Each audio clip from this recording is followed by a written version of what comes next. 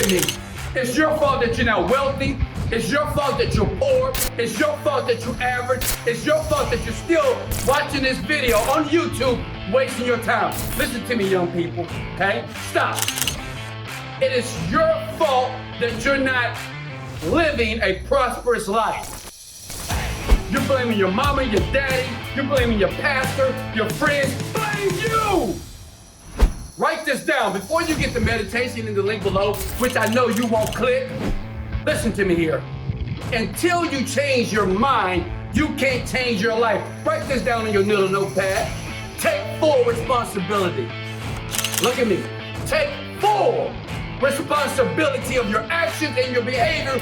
Then, and only then, you can step into the doors of prosperity. Hey, guess what? I've made hundreds of millions of dollars, okay? Hundreds. It's not because I'm skilled. It's because I took full responsibility.